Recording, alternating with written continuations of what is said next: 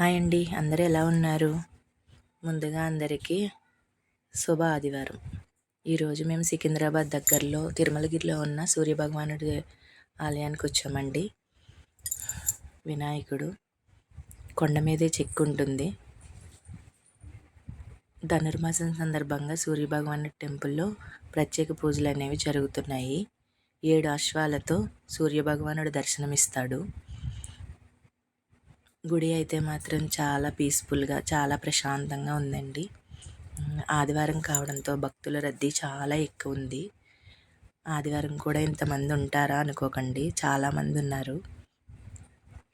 ఆదివారం అంటేనే ఆదికారకుడు, ఆదినారాయణుడు కాబట్టి ఆరోగ్యాన్ని ప్రసాదించే దేవుడు శ్రీ సూర్యభగవానుడు.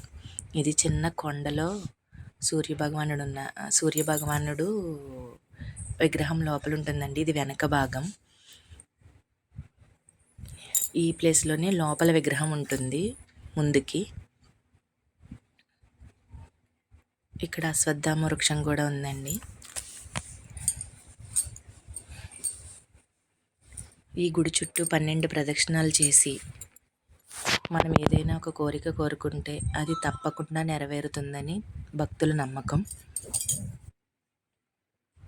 ఎంత ఎండగా ఉన్నా కానీ ఎవరు అలసిపోకుండా, ఎవరు ఎంతమంది ఎన్ని ప్రదక్షిణాలు అనుకుంటే అన్నీ అలా చేస్తూనే ఉన్నారండి.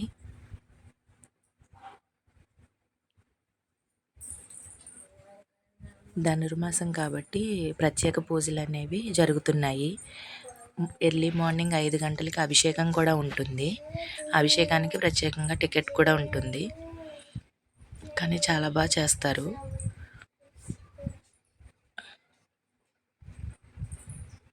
పెద్దవాళ్ళు కూడా ఎండగా ఉన్నా సరే గుడి చుట్టూ 12 ప్రదక్షిణాలు చేయాలని చెప్పి ఓపికగా 12 ప్రదక్షిణాలు చాలామంది 12 ప్రదక్షిణాలు చేసి దేవుణ్ణి దర్శించుకుంటున్నారు.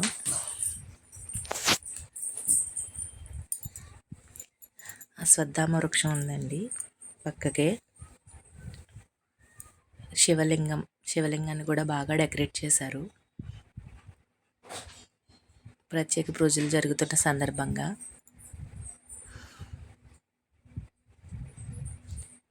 సరస్వతి అమ్మవారు,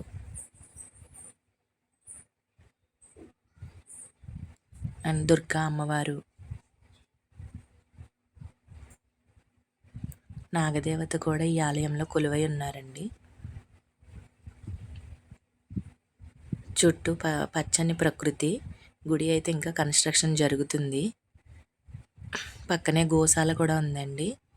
మనం ఏమైనా పట్టుకెళ్ళి కూడా గోశాలకి ఇవ్వచ్చు. ఏదో మనకు తోచింది ఆకుకూరలు, కూరగాయలు, పండ్లు ఇలా ఏవైనా తీసుకెళ్ళచ్చు. మేము వెళ్ళిన రోజైతే ప్రసాదాలు కూడా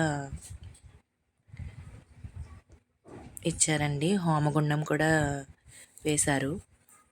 ఫైనల్లీ ప్రసాదం. Thank you.